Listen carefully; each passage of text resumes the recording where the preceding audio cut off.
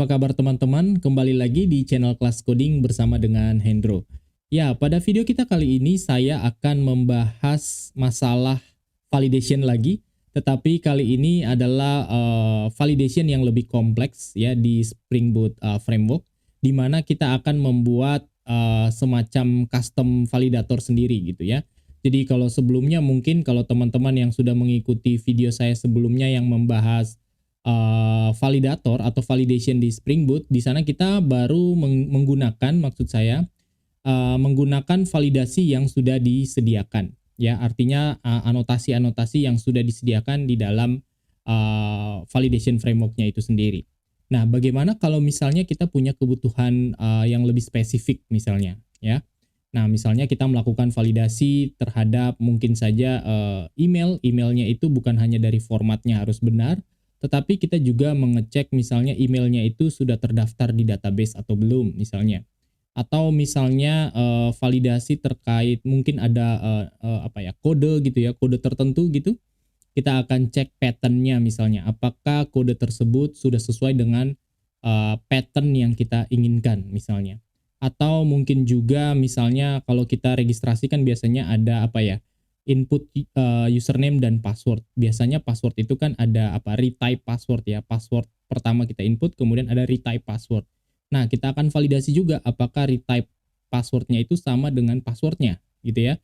Nah, hal-hal seperti itu kita membutuhkan, maksud saya untuk melakukan validasi kebutuhan tersebut, kita membutuhkan custom validator. Nah, ini yang akan kita bahas dalam video kita kali ini. Oke? Tanpa memperpanjang waktu lagi, langsung aja kita lihat video. Ya, jangan lupa untuk subscribe dan klik pada lonceng supaya selalu mendapatkan update informasi dari Kelas Coding. Baik, seperti biasa kita langsung mulai saja. Di sini saya langsung membuka IDE VS Code saya ya. Saya menggunakan VS Code dan seperti biasa di sini kita langsung setup aja project baru untuk Spring. Kita mulai dengan pilih versinya tadi, kemudian bahasanya, kemudian di sini grup ID-nya. Saya masukin kelas coding seperti biasa. Kemudian saya beri nama demo validator aja di sini, validator gitu ya. Kemudian simpan sebagai jar dan versi Java saya menggunakan Java versi 8. Nah, kemudian di sini saya akan memilih ya dependensi atau starter yang saya butuhkan. Nah, yang pertama udah pasti kita butuh Spring Web.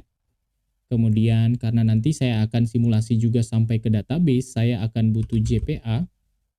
Kemudian saya akan butuh database-nya, saya mau pakai MySQL seperti biasa. Kemudian juga saya butuh DevTools ya supaya auto restart nanti. Kemudian apalagi ya, Lombok mungkin ya, Lombok. Oke, dan validator. Nah, ini dia validation ya, maksud saya validation.io. Kita pilih dan ya sepertinya itu aja. Nanti ada satu library tambahan yang nanti kita tambahkan secara manual ya, karena tidak tersedia di starter Spring Initializer ini, yaitu untuk mappernya ya, object mapper yang saya udah pernah deliver topik terkait itu di video-video saya sebelumnya. Teman-teman bisa cari tentang DTO ya. Jadi nanti saat kita mengkonversi antara DTO menjadi entity class atau entity class menjadi DTO, itu kita butuh sebuah library tambahan untuk mempermudah pekerjaan kita sebenarnya. Oke, kalau sudah ini bisa saya pilih enter. Kemudian ya kita tentukan mau disimpan di mana. Saya tempatkan aja di sini. Oke, kita generate dan saya open. Oke, kemudian berikutnya adalah tadi yang saya katakan saya butuh menambahkan dependensi tambahan ya. Kita coba review dulu ya. Ini JPA-nya sudah, validation-nya sudah, starter web-nya sudah, DevTools-nya sudah, MySQL-nya sudah, Lombok-nya sudah. Kemudian yang perlu saya tambahkan itu adalah mapper ya, model mapper. Ini saya copy paste aja dari project saya sebelumnya ya, teman-teman bisa tulis manual juga. Di sini saya copy paste. Oke, yang ini ya. Nah, model mapper ini yang kita butuhkan nanti untuk mempermudah kita melakukan proses mapping dari DTO menjadi entity atau sebaliknya. Oke, kemudian kita save dan kita biarkan saja di sana. Kemudian yang berikutnya adalah biasanya di sini saya selalu perbaiki ya package-nya gitu ya, karena berlebihan di sini. Nah, ini saya pindahin dulu. Oke, biar tidak terlalu panjang package-nya maksudnya ya. Oke, kita tunggu beberapa saat sampai dia berhasil dipindah.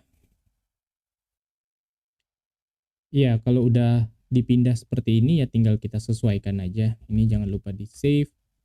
Ini package-nya tadi saya ganti aja namanya jadi entity. Nah, di sini kita mau simpan entity class kita ya.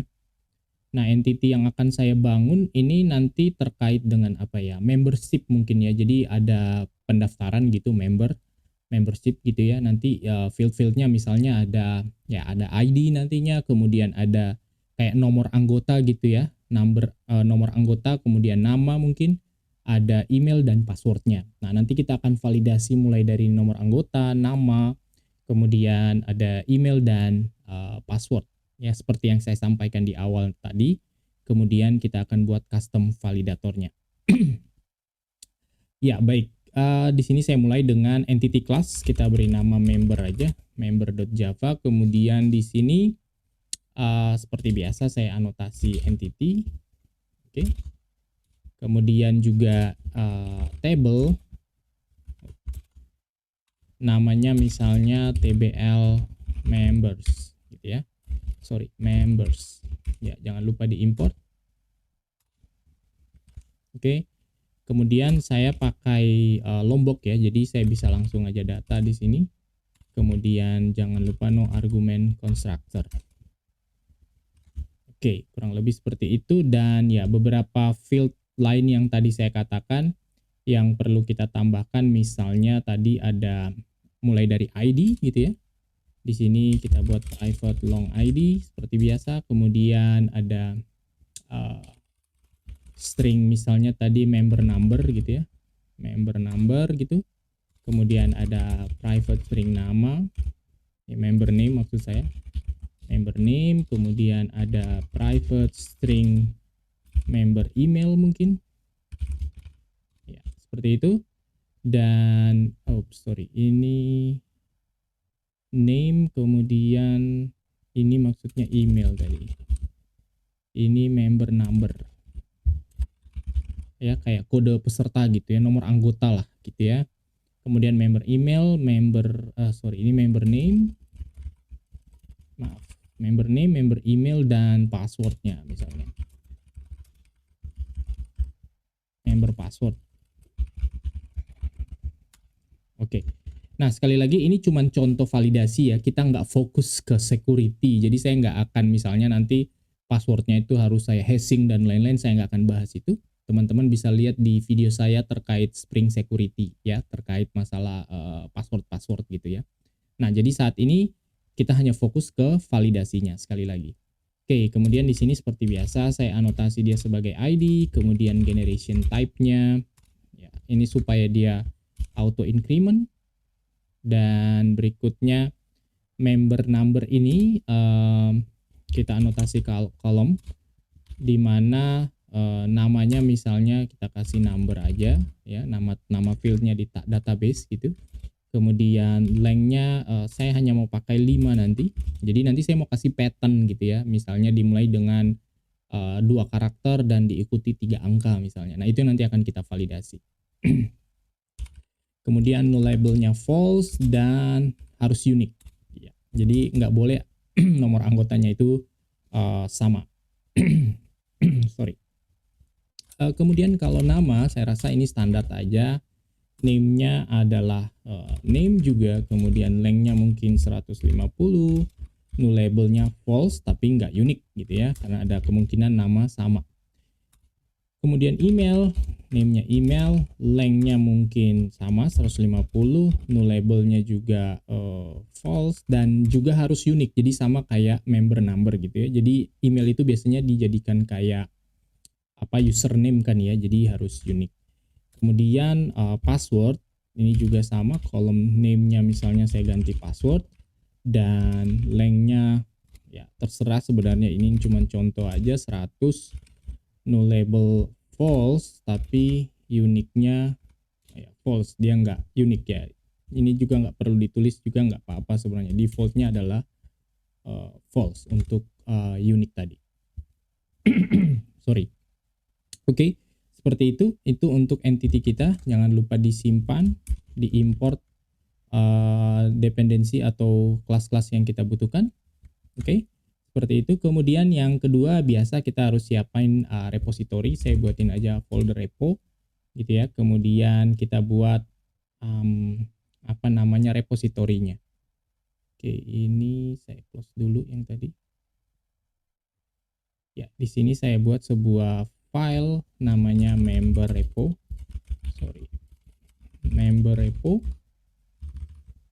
Oke. Dan dia adalah interface yang merupakan turunan dari, nah, kita pakai root repository aja di sini. Saya perkenalkan member dan ID-nya tipenya long tadi ya. Jangan lupa diimport. Sebentar, kita pakai yang ini, jangan sampai keliru importnya. Kemudian nanti ada validasi terkait numbernya atau nomor anggotanya tadi. Kita cek apakah nomor anggotanya itu ada atau tidak. Kemudian juga kita nanti butuh repository atau fungsi untuk mengecek apakah emailnya itu sudah terdaftar atau tidak. Jadi ada dua tadi. Nomornya itu udah pernah terdaftar atau tidak, atau emailnya sudah terdaftar atau tidak. Jadi saya perlu tambahkan sebuah custom function di sini, custom repository, menggunakan derived name query ya. Kalau teman-teman belum pernah memahami terkait topik derived name query, saya sarankan teman-teman cari di video saya yang lain terkait hal itu ya, derived name query di Spring Boot. Jadi di sini saya bisa buat access member by, misalnya tadi member number gitu ya. Kemudian di sini kita tulis member number. Ini artinya nanti saya bisa cek ya, dengan memanggil fungsi ini dia akan return true kalau misalnya member number yang kita masukin di sini ternyata sudah ada di dalam database. Nah, jadi kita bisa panggil ini nanti untuk mengecek apakah customer baru yang akan disimpan itu member numbernya itu sudah terdaftar atau belum. Ya, kalau ini return true berarti member number yang dia input itu sudah pernah ada di database. Jadi harusnya kita tolak, nggak valid gitu. Nah, sama juga dengan email gitu ya. Di sini juga sama, access saya klik aja ini, bukan member number tetapi member email. Ya, seperti ini. Ya, dua fungsi ini secara prinsip cara kerjanya sama. Cuman yang satu mengecek member numbernya, yang kedua itu ngecek member emailnya. Nah, nanti ini akan kita panggil dari custom validatornya yang akan kita buat. Oke, untuk sementara biarkan aja dulu seperti itu, dan ini saya close dulu. Kemudian langsung aja kita buat controllernya aja kali ya. Saya nggak mau buat service class karena kita nggak punya transaksional di sini, jadi langsung aja kita masuk ke controller ya. Nah, kalau teman-teman yang masih belum mengerti terkait apa itu service dan apa tadi yang saya singgung terkait transaksional, teman-teman juga bisa cek video saya yang membahas secara spesifik sampai belepotan, yang spesifik tentang itu terkait services dan transaction ya. Teman-teman bisa cek di video-video saya yang lain. Oke, di sini saya langsung buat aja member controller. Oke, seperti biasa member controller ini adalah REST API ya, REST controller berarti. Kemudian dia itu request mappingnya kita mapping ke API member saja. Jangan lupa diimport. Oke. Kemudian ya kita inject auto wire ke repositorinya tadi, member repo. Saya tulis seperti ini aja kali biar nggak panjang, repo. Oke, nah kita udah inject gitu ya. Kemudian ya kita akan punya dua fungsi aja nanti ya untuk mensimulasikan proses kita, yaitu fungsi untuk simpan atau create member baru, dan di sana kita akan eksekusi validasinya. Kemudian ada fungsi untuk baca ya, untuk baca member yang sudah terdaftar gitu ya. Jadi dua fungsi itu aja yang akan kita buatkan REST API-nya atau endpoint-nya. Jadi yang pertama adalah kita prepare aja dulu public. Saya akan return response entity create one. Saya beri nama create one aja seperti ini. Jangan lupa diimport response entity. Di sini kita ambil dari ya request body. Request body dari nanti saya akan buat DTO ya. Saya akan buat DTO namanya member request gitu. Ini kelasnya belum ada, jadi kita tulis aja dulu member request. Ya, jadi kita akan buat nanti DTO member request. Oke, ini belum ada kelasnya, tapi kita tulis aja dulu. Kemudian juga saya butuh nanti DTO respon data gitu ya. Respon data seperti ini.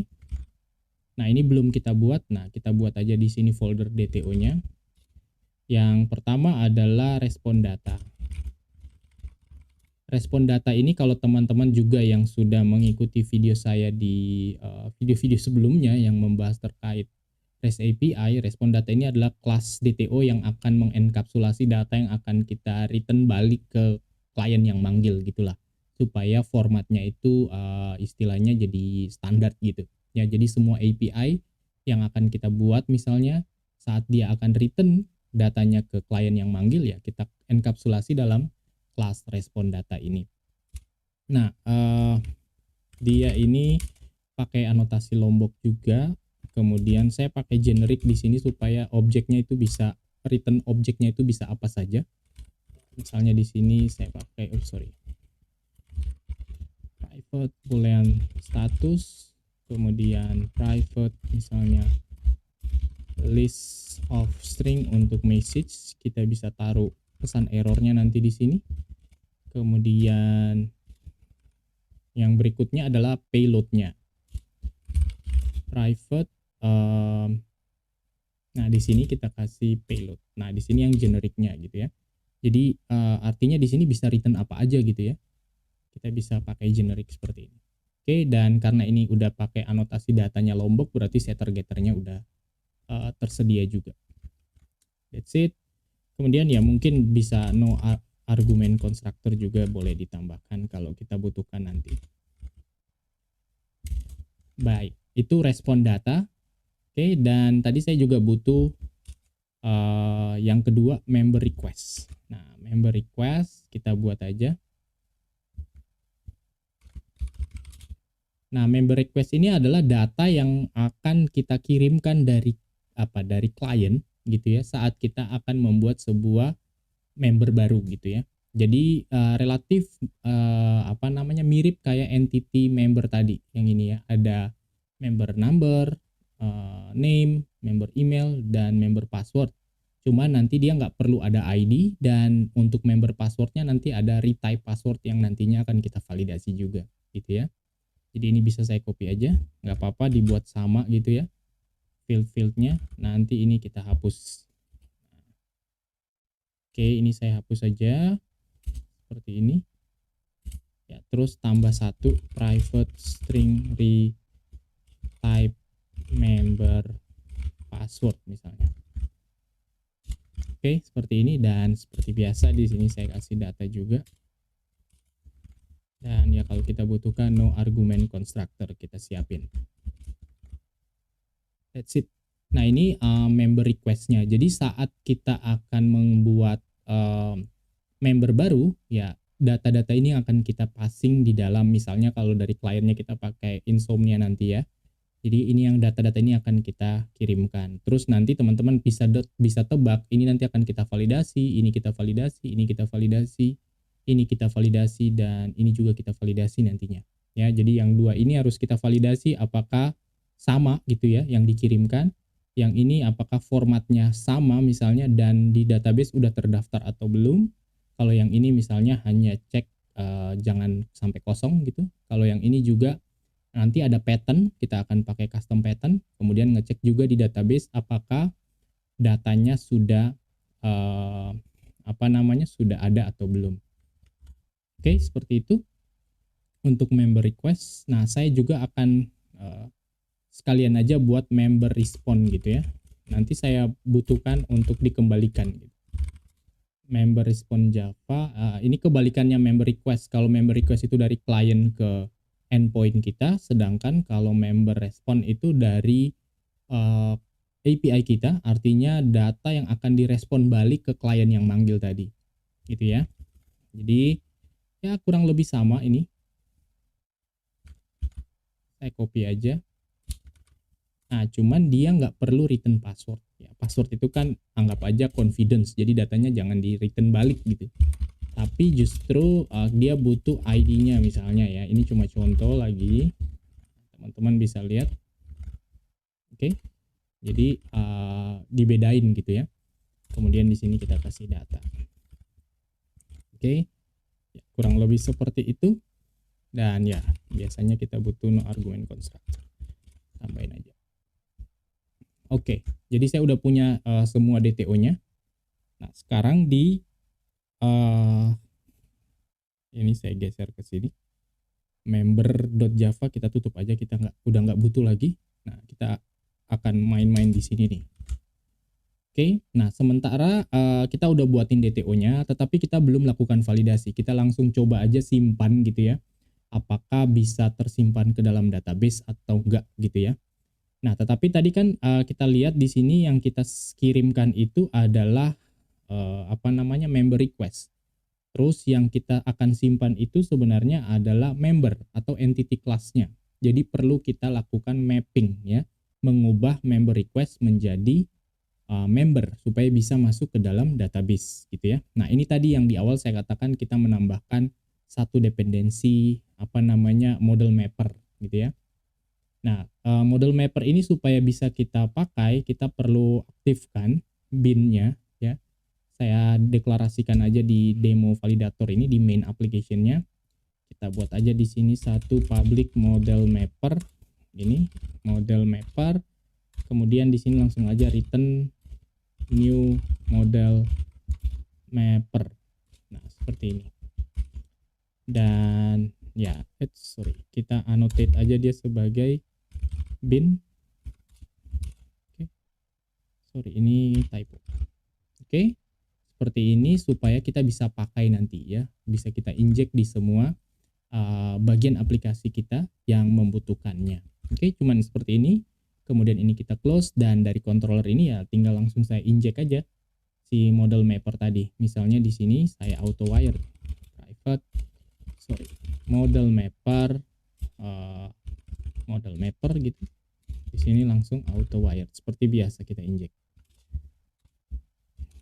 That's it, dan udah siap kita pakai. Ya, jadi misalnya kita mau buat objek modelnya tadi membernya, maksud saya member, misalnya member sama dengan, nah ini kan kita perlu konversi dari member request. Nah, itu kita bisa pakai si model mapper tadi, model mapper titik map, yang akan kita map itu apa? Member request tentunya menjadi member class. Oke, jangan lupa diimport class membernya. Oke, seperti ini. Nah, sekarang member request yang kita kirimkan dari klien itu otomatis akan di mapping menjadi objek member gitu ya.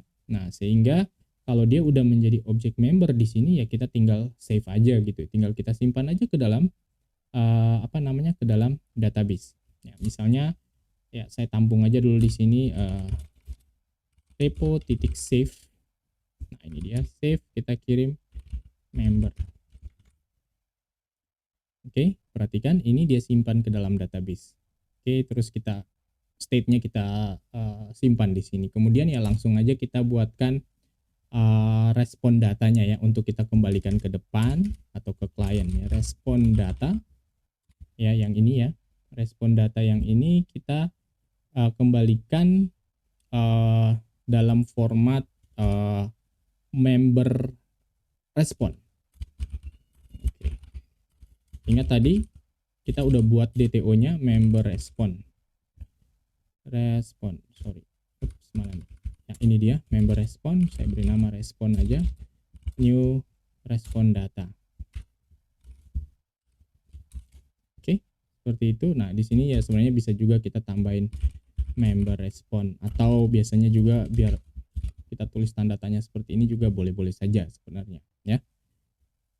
Oke, kemudian ya ini kita udah deklarasikan, ya udah di sini tinggal kita respon set status. Kalau dia berhasil itu kita kasih true seperti biasa. Kemudian respon titik mungkin get message, kita tambahin misalnya di sini member saved itu, dan sini mungkin respon titik set payload. Nah, ini kita akan return balik yang kita udah simpan atau si member ini. Tetapi ingat tadi waktu saya akan return balik harus kita ubah dia menjadi member respon. Supaya apa? Supaya passwordnya nggak ikut gitu ya. Password yang udah kesimpan tadi ke database jangan ditampilkan ke depan. Ya, ini kita bisa pakai model mapper juga, tinggal dibalik aja. Model mapper titik map. Yang kita map itu adalah member ya menjadi member respon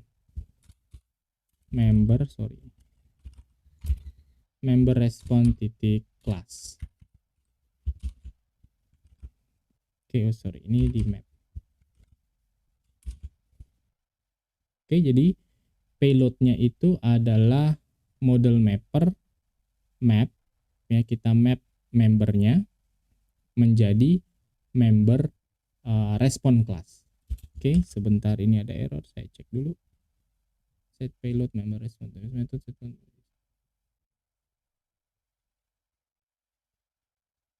Oh, sebentar, model mapper map.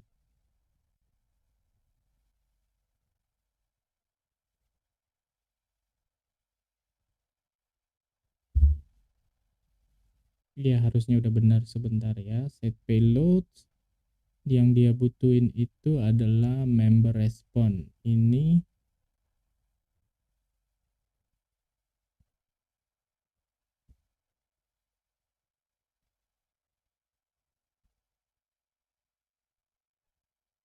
sebentar, ini member dia udah masuk, kenapa dia nggak mau di convert ya? Sebentar, coba saya buat sementara, apa saya salah? Member respon mr gitu ya, model mapper map member titik member respon titik class.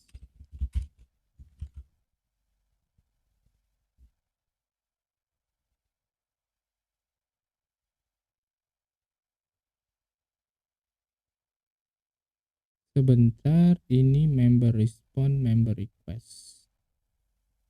Oke, ini member, dia di save menjadi member. Oke, kemudian member respon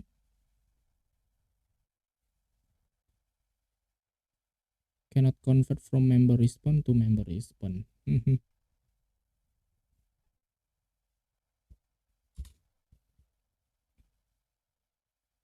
Sebentar, saya kok bisa tak salah di mana ya ini ya? Sebentar, model map ini dia menjadi member.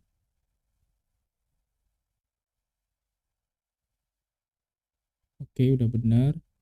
Kemudian dia disimpan. Terus kita respon. Ini saya hapus dulu. Model mapper map member.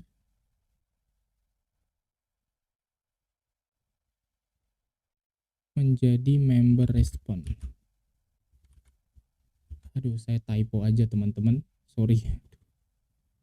Oke, ini udah jadi. Berarti di sini harusnya tadi ini nggak perlu ya. Ini saya bisa copy aja. Kemudian respon set payload. Nah, ini kita copy paste aja di situ. Oke. Dan langsung aja di return. Oke, return respon entity titik oke respon. Nah, nanti kalau dia berhasil kesimpan ya, nanti dia akan return data yang berhasil dia simpan tadi gitu. Jangan lupa di sini jadi post mapping. Oke, seperti itu. Dan untuk get-nya ya, get all-nya kita siapin aja dulu. Di sini public sama juga ya, respon entity. Saya mau return respon data, di mana respon data ini akan menampung list of member respond. Oke, kemudian di sini kita kasih nama find all aja. Oke, seperti ini. Java list, dan ini member respond ya. Oh, sebentar teman-teman, ini saya member, waduh, ini yang bikin keliru dari tadi. Saya perbaiki dulu namanya nih, respon. Ini dia. Oke, saya perbaiki dulu supaya nggak typo-typo lagi ke depannya. Ini member respon.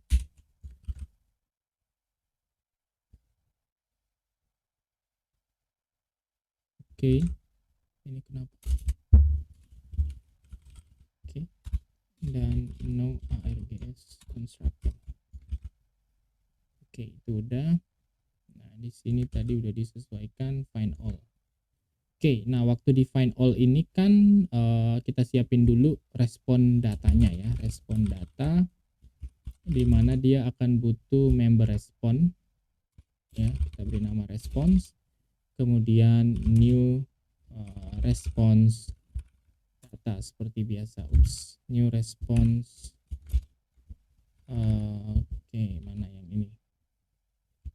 Oke, kemudian kalau saya baca dari repositorinya itu kan dia harusnya kalau saya find all ya, misalnya teman-teman ingat kan ya, kalau kita panggil apa namanya repo titik find all, nah yang ini returnnya itu adalah iterable, tapi yang saya butuh itu list, jadi saya harus lakukan semacam konversi lah di sini sederhana.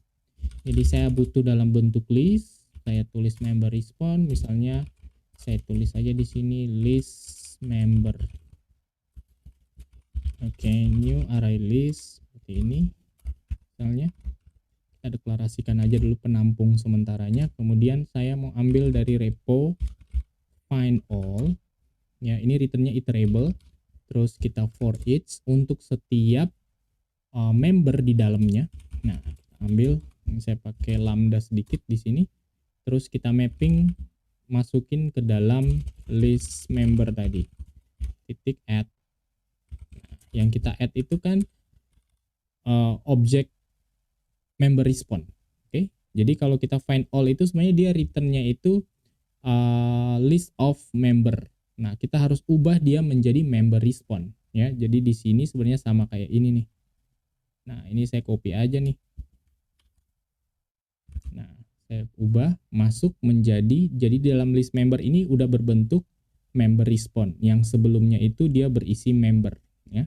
Di sini kita konversi. Oke, kemudian langsung aja kita kasih respon set status, misalnya true, kemudian respon set payload, misalnya saya taruh di sini list member gitu ya, dan ya langsung kita return aja di itu, return respon entity titik oke respon. Oke, kurang lebih itu untuk find all, dan di sini get mapping. Oke, jangan lupa diimport. That's it.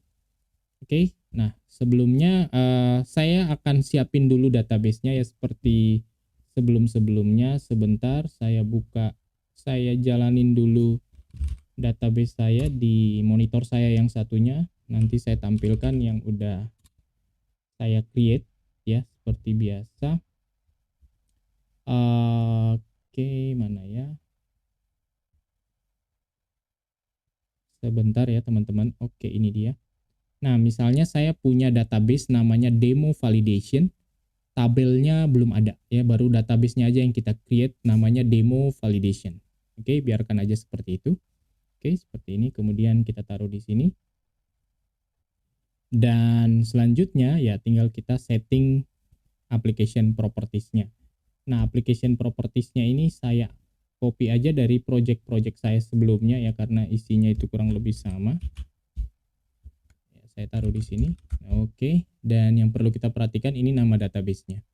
Username dan password-nya disesuaikan. Oke, saya save aja. Dan saya close. Dan that's it, harusnya sudah, dan ini udah siap kita running. Dan harusnya ya, ini udah bisa nyimpen dan bisa kita baca semua data yang kita udah berhasil nyimpen. Walaupun validasi yang saya maksud tadi belum kita buat. Ya, kita coba aja dulu. Oke, di sini sebentar, di sini saya jalankan dulu. Oke, ini saya konfigurasi SDK saya ya. Nah, kemudian kita jalankan aja mvn Spring Boot keluaran. Oke, semoga nggak ada masalah dan kita bisa mendapatkan tabelnya kebentuk gitu ya. Ya, kita tunggu beberapa saat.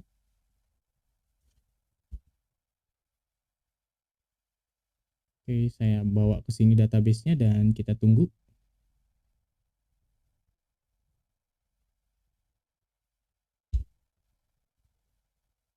Oke, dia masih loading dan sepertinya nggak ada masalah.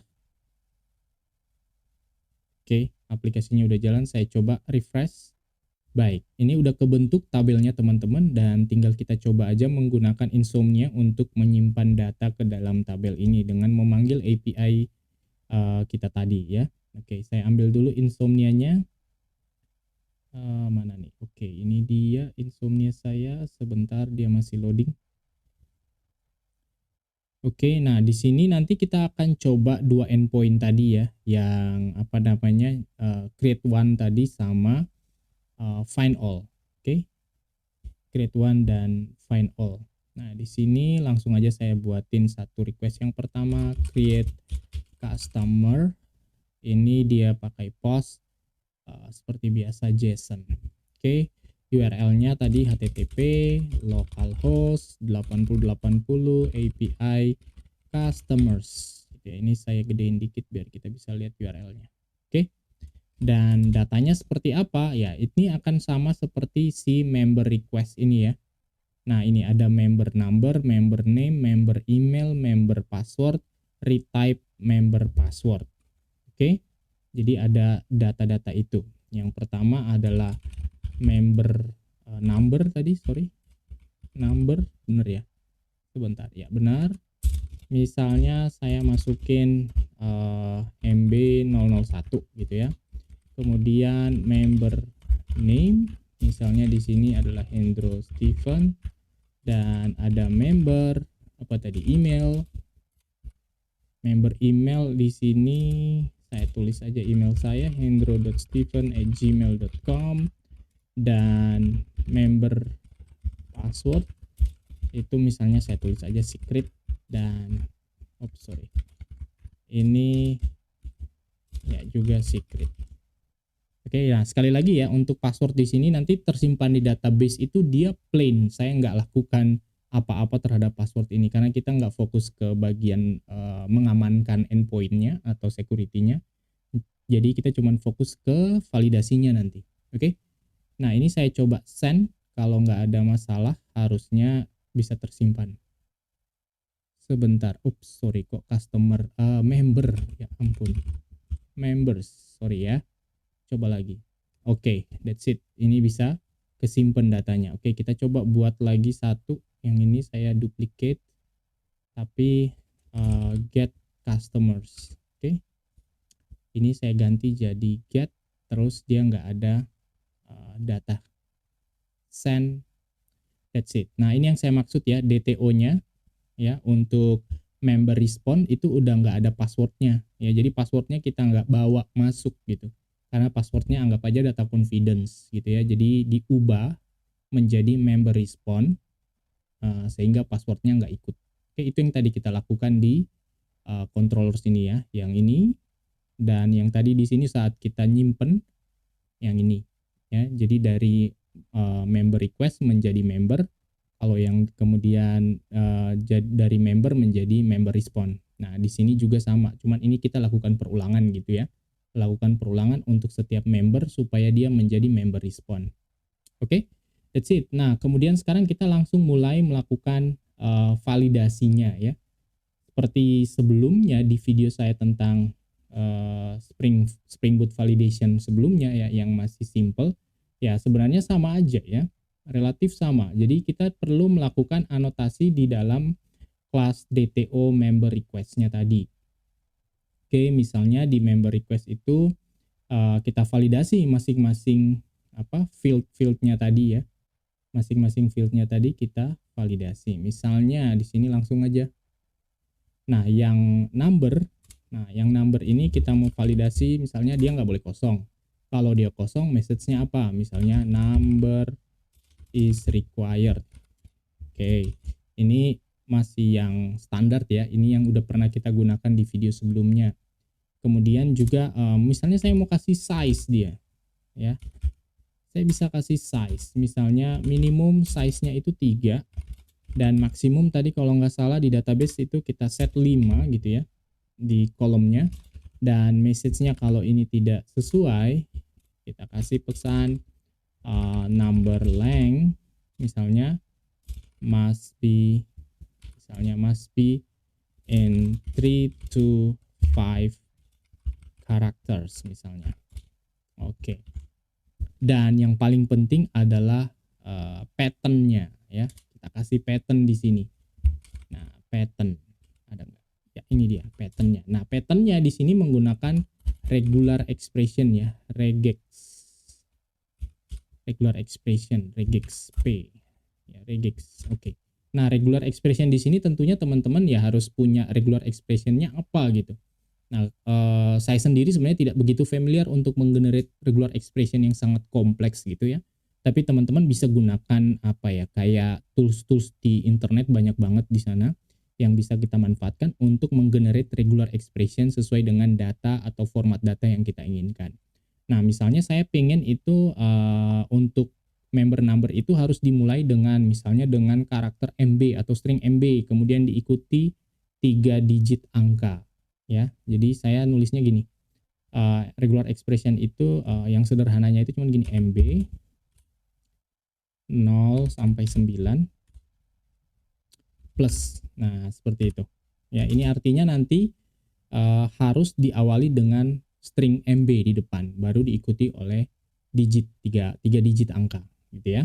Nah, kalau tidak sesuai, kita kasih pesan, misalnya number must be start with, ya misalnya di sini kita kasih kutip-kutip MB. Nah, seperti itu. Nah, lupa diimport. That's it.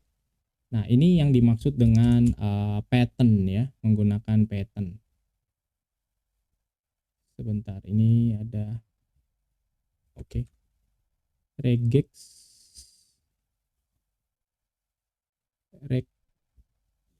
XP. Kenapa nih?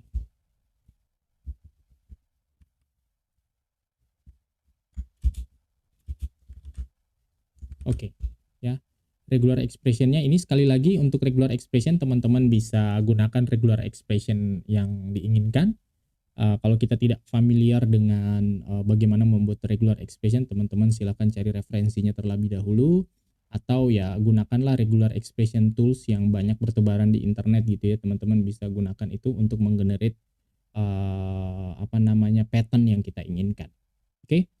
Nah, ini kita validasi dulu seperti ini. Kita belum buat custom validatornya. Nanti setelah ini kita akan buat ya custom validator yang mengecek apakah member number itu udah ada di database atau belum. Nah, itu harus kita buat custom validator. Oke, tapi itu next step-nya. Nah, ini untuk nama ya not empty aja. Message-nya not empty. Message-nya misalnya name is required. Oke. Untuk email juga sama, not empty. Kemudian message-nya juga sama, email is required. Dan kalau dia input ya, email itu harus valid. Nah, harus email formatnya harus format yang benar. Dan kalau tidak benar formatnya, kita kasih pesan, yaitu misalnya invalid email address. Nah, seperti itu. Nah, ini nanti sama persis kayak member number di atas. Kita juga harus punya validator atau custom validator yang akan mengecek ke database, ya, apakah emailnya udah pernah atau sudah digunakan atau belum. Oke. Dan kalau password, ya password standar aja, pakai yang ini required aja ya. Jadi saya tag aja di sini password is required. Kalau yang ini juga misalnya kita ganti retype password is required. Nah, ini juga nanti kita akan buatkan custom validator untuk mengecek apakah member password dan retype member password itu sama ya. Kalau nggak sama berarti nggak valid data yang kita kirimkan, gitu ya. Oke, ini validasi standar gitu ya. Paling di sini mungkin yang mungkin baru ya dibandingkan video validation framework yang sebelumnya saya udah bahas di video saya sebelumnya, paling ya terkait pattern di sini ya. Ini belum pernah saya pakai sebelumnya di video-video saya sebelumnya maksudnya. Oke. Nah, kemudian kalau sudah, kita coba sekarang saya ambil lagi Insomnia. Oke.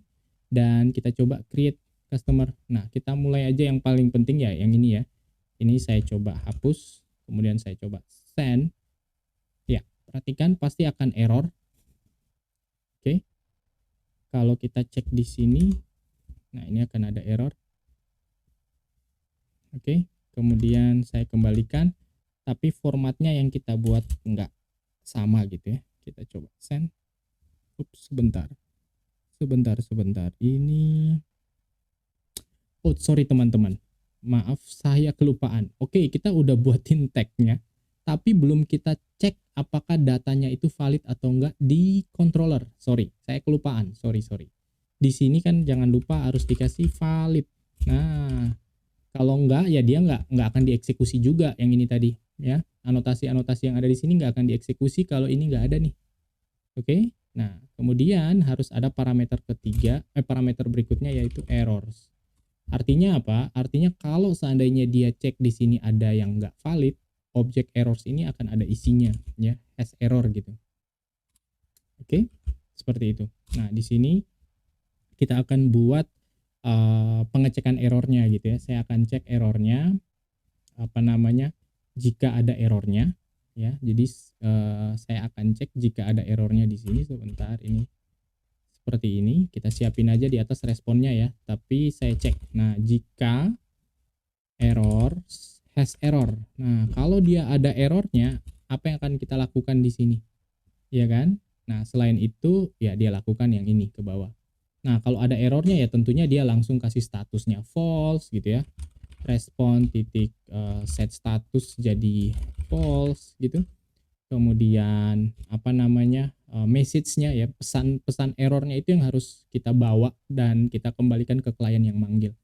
Nah, di video saya yang sebelumnya terkait validation juga saya udah bahas terkait itu, supaya mempermudah kita melakukan melakukan parsing errornya itu, kita bisa buat kelas utility lah di sini. Saya buat sebuah file baru, package baru maksud saya, beri nama aja utility misalnya. Di sini kita buat sebuah kelas, kita beri nama misalnya error parsing utility.java. Oke ya, sebenarnya kita bisa juga parsing langsung di dalam controller sini, boleh-boleh aja gitu ya. Tapi kalau aplikasi kita itu besar tentunya ya, pasti kita akan sering menggunakan atau kita pasti akan sering melakukan proses parsing errornya tadi. Ya, karena kita akan sering menggunakan melakukan proses parsing tadi, ya sebaiknya ini saya tarik keluar, buatkan kelas utility. Jadi kalau saya butuh melakukan parsing error, tinggal kita panggil aja kelas error parsing utility ini. Jadi kita nggak redundant ngerjain hal yang sama berulang-ulang gitu ya maksudnya. Oke, isinya apa? Ini saya prinsipnya jadi cuman ekstrak kan ya, cuman ekstrak errornya itu. Jadi saya buat static aja, returnnya list of string errornya. Saya beri nama parse, dia terima errors tadi, errors seperti ini. Oke.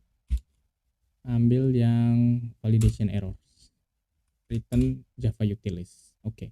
Nah, di sini dia cuman butuh nampung string message-nya. Ini yang dia butuh return. New array list. Ya, seperti ini. Kemudian ya kita loops untuk setiap error yang ada. Ya, objek error dari errors get all errors. Jadi saya ambil semua errornya. Oke, saya ambil semua errornya, jangan lupa diimport. Nah, di sini kita add ke dalam message. Nah, add error get default message. Nah, ini dia. Jadi saya ambil pesan errornya, masukkan ke dalam message ini dan kita return. Nah, that's it. Oke. Jadi saya ambil semua errornya, tambahkan ke dalam list of string ini dan saya return. Sehingga saya tinggal panggil di sini nih. Response titik set message, langsung aja ambil error apa tadi, parsing utility. Nah, ini dia parse, kita kirim errorsnya yang ini ya, error yang ada error di sini kita kirim di sini. Oke, kalau sudah tinggal kita return ya, kita return di sini langsung aja respon entity, kasih status ya, karena error jadi statusnya misalnya HTTP status bad request gitu ya, karena nggak sesuai dengan yang kita inginkan. Kemudian pesannya kita taruh di sini, response. Ya, kurang lebih seperti itu. Jadi kalau ada error atau validasinya nggak lolos gitu ya, ada data yang nggak sesuai, maka akan masuk ke dalam blok kondisi if ini dan dia akan dia akan ambil errornya terus kita return gitu dengan bad request sebagai code-nya ya, status code-nya di sini. Oke, dan kalau misalnya lolos ya, artinya datanya valid ya, kita tinggal masukin ke dalam database kan ya, sama aja seperti ini. Tapi ada kemungkinan mungkin ada error juga ya. Ini terkait database-nya misalnya putus koneksi dan lain-lain yang kita nggak bisa pastikan lah errornya apa gitu. Jadi saya bungkus aja di dalam cache di situ. Yang ini saya copy, pindahin ke sini. Nah, oke. Dan kalau misalnya terjadi exception ya kurang lebih sama sih kayak ini.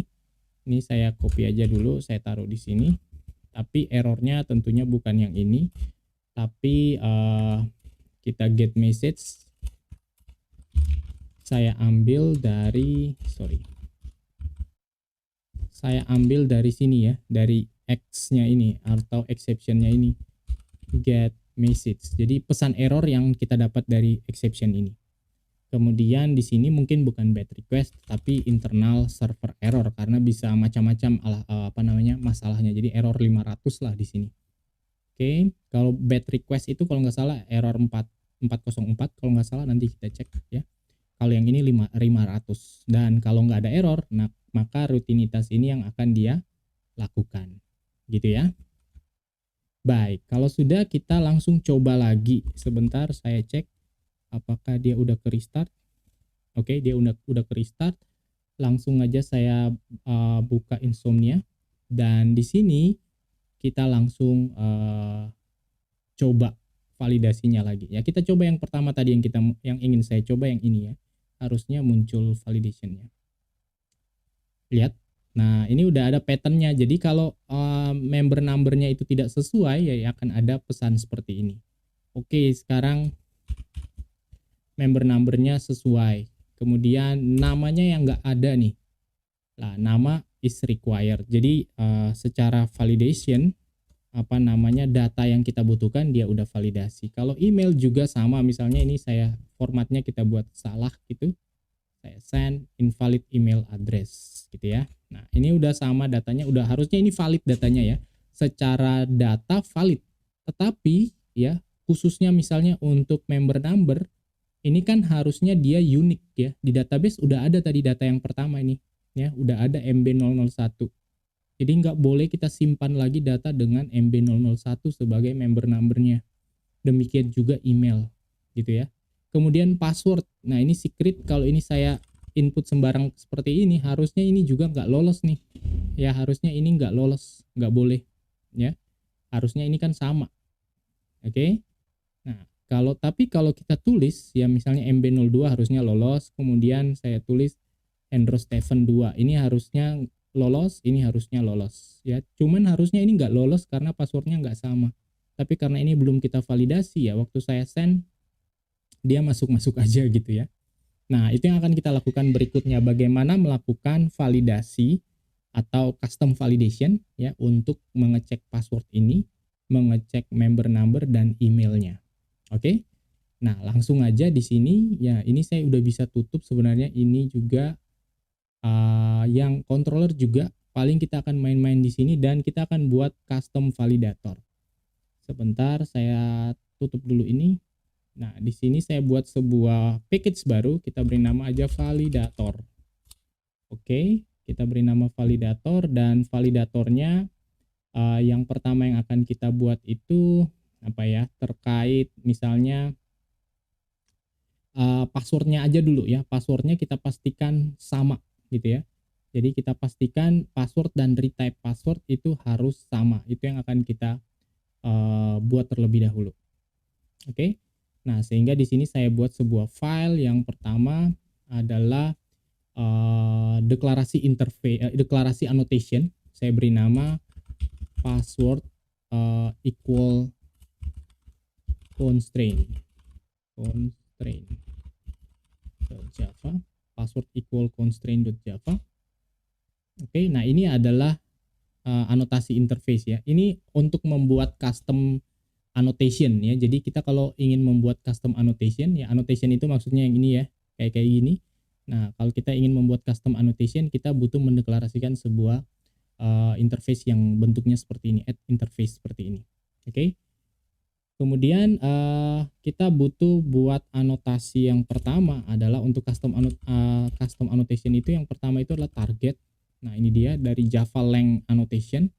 Target itu fungsinya apa? Target itu fungsinya sebenarnya semacam apa ya? Semacam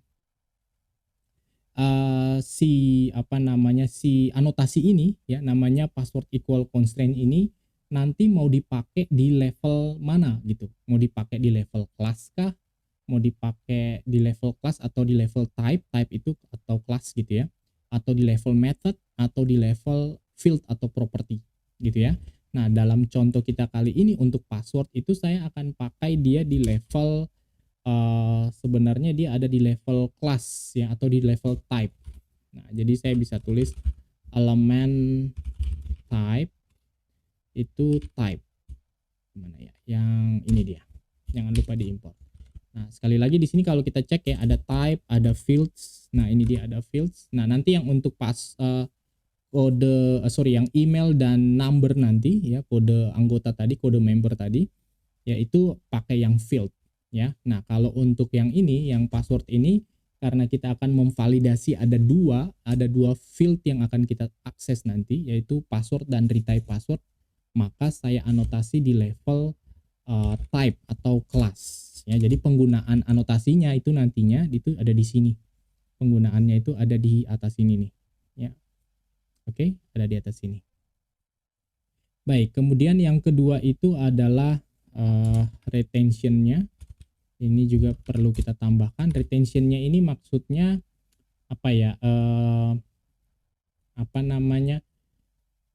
Apakah kita akan melakukan proses validasi ini pada saat runtime ya, atau pada saat misalnya saat di compilation ya. Jadi kita pakai yang runtime ya. Jadi pada saat aplikasi udah jalan aja baru dia divalidasi. Validasinya itu dieksekusi. Jadi retentionnya di sini adalah retention policy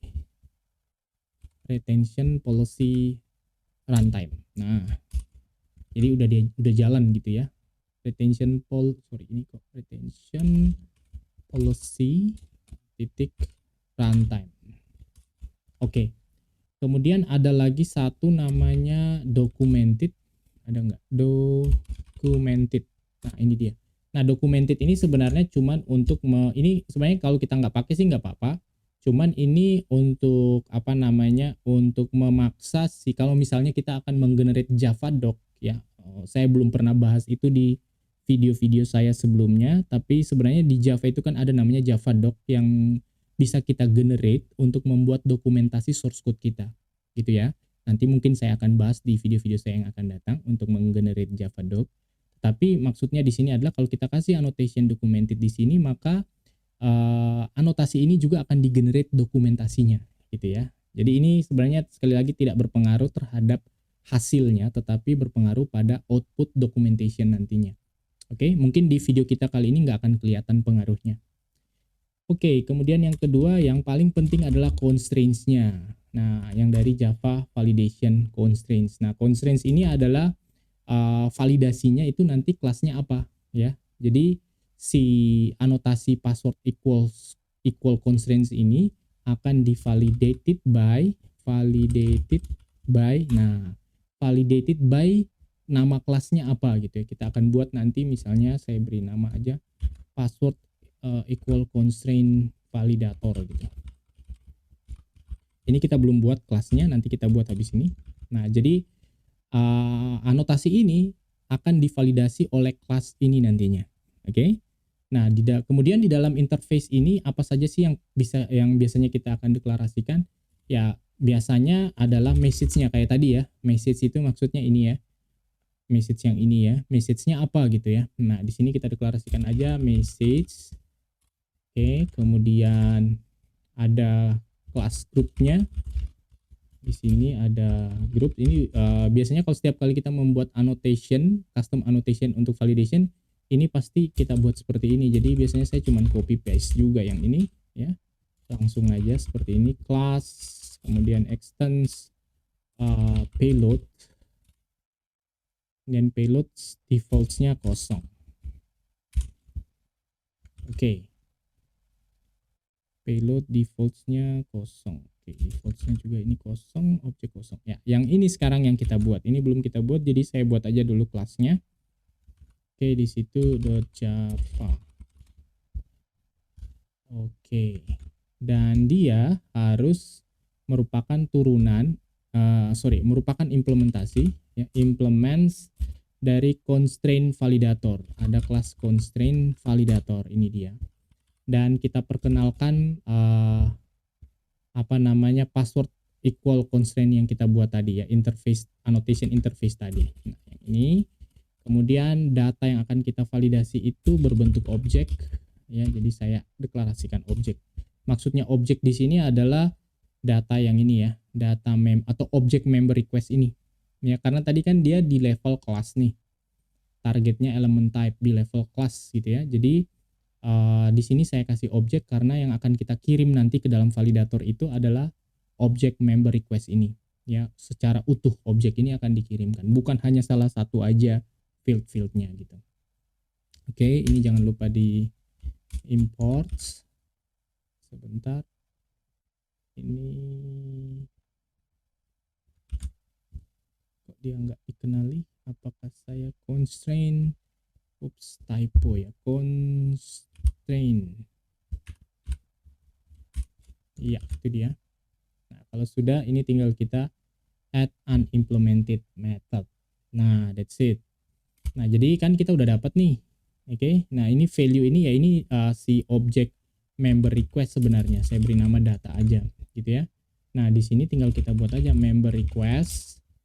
Misalnya member request sama dengan member request data. Jadi saya casting yang ini ya menjadi objek member request. Nah, nanti tinggal saya cek nih di sini. Saya akan return member request get member passwords apakah equals dengan member request get retype password gitu ya. Nah, nanti returnnya ya true atau false gitu. Kalau dia sama, returnnya true. Kalau dia nggak sama, returnnya false. Kalau false berarti udah nggak valid gitu ya. Kalau returnnya false, nggak valid. Is valid kan di sini ditanya is valid. Ya, kalau dia cek di sini ternyata nggak sama, maka returnnya false. Ya, false atau nggak valid. Oke, seperti itu implementasinya, simple aja. Kemudian di sini kita cek masih ada error apa ya. Sebentar. Sebentar. Oke, ini kurang siku. dan ya ini juga. That's it. Oke. Nah, sekarang bagaimana penggunaannya ya? Jadi saya cuma buat constraints ini ya. Ini deklarasi anotasinya, kemudian ini validatornya. Oke. Dan penggunaannya ya langsung aja di sini, level class tadi ya. Jadi di sini saya kasih password equal constraints. Message-nya misalnya retype password is not atau is apa ya, is in atau invalid aja. Retype password invalid lah. Oke. Ya ini cuma pesannya aja, invalid, sorry. That's it. Jangan lupa diimport. Oke. Nah, teman-teman perhatikan di sini sekarang saya udah punya custom annotation ya untuk validasinya. Oke. Nah, kita lihat dulu sekarang udah restart belum? Oke, dia udah restart dan saya bisa langsung coba ya.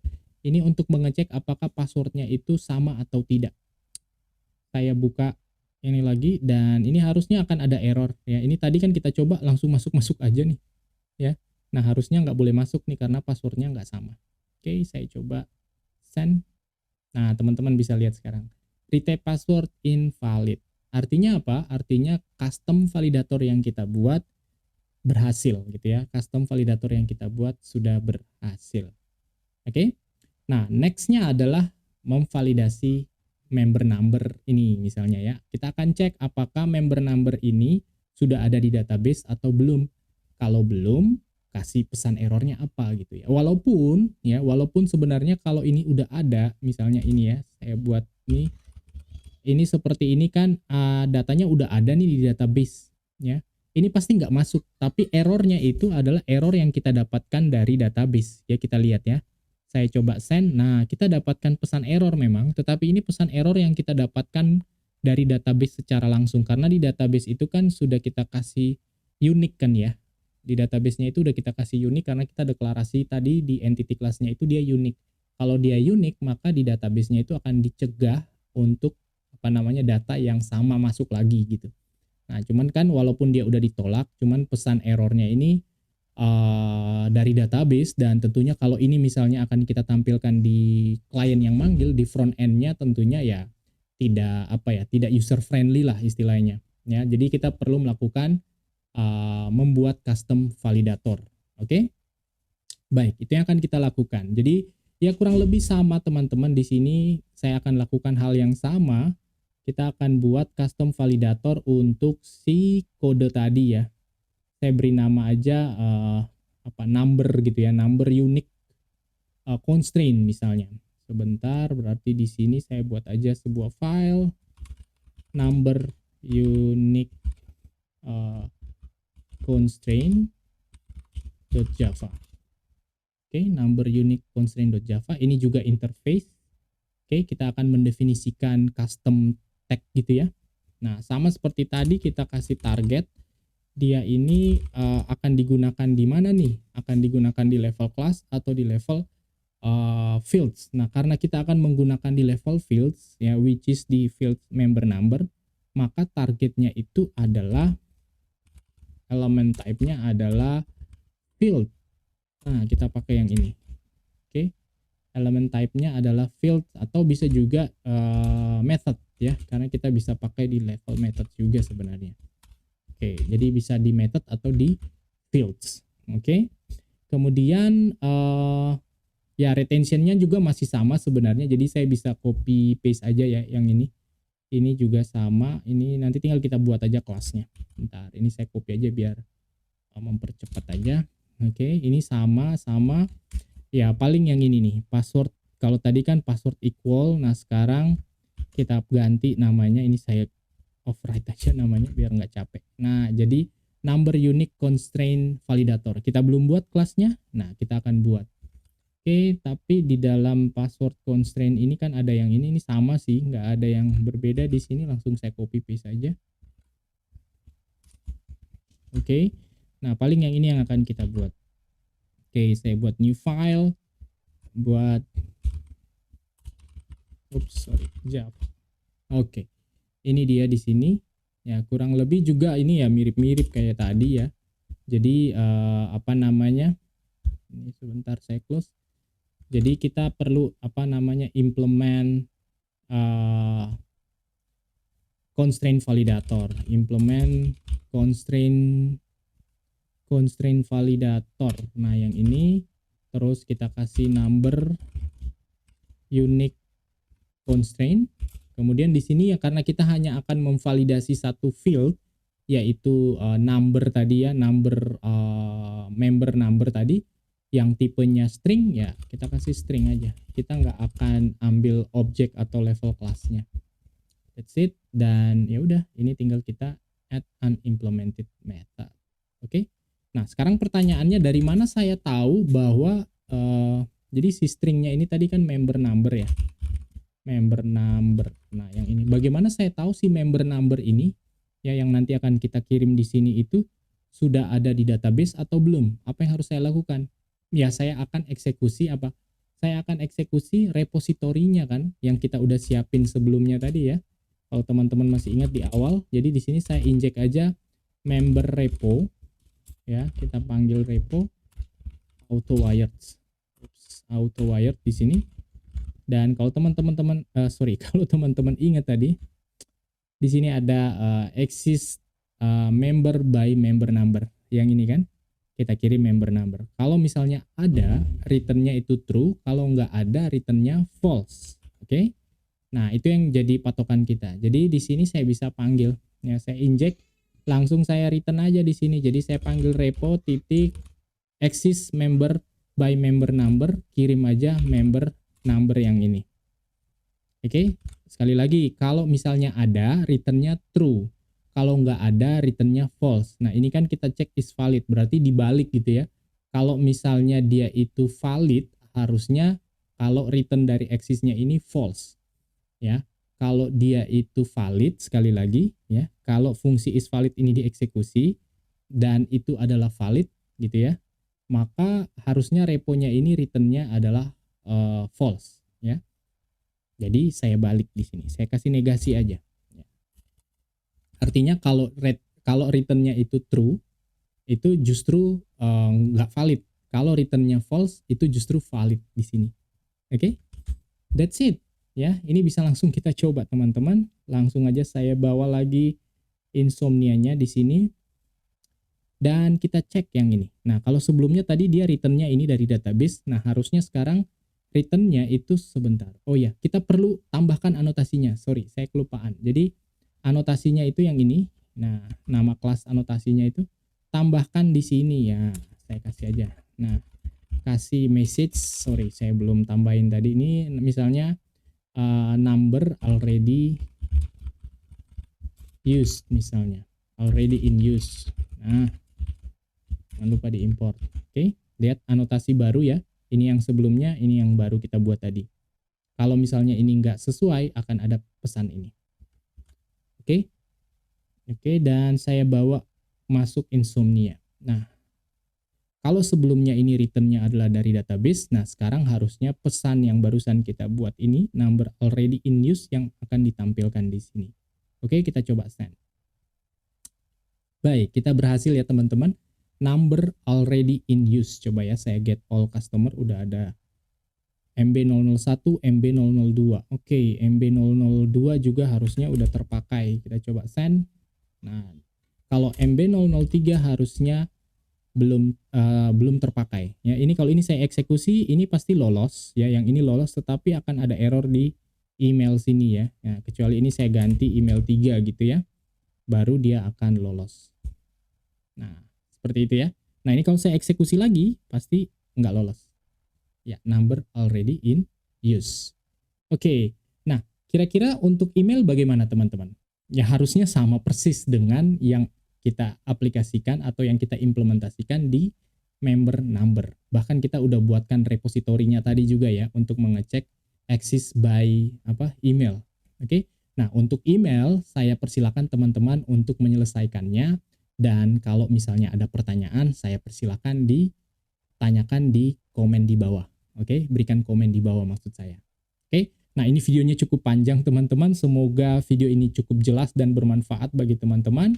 Dan seperti biasa, Kalau video ini bermanfaat dan teman-teman belum subscribe di channel Kelas Coding, silahkan di-subscribe supaya selalu mendapatkan update terbaru dari video-video yang akan datang. Oke, demikian teman-teman. Sampai ketemu lagi di video-video kita yang akan datang. Terima kasih.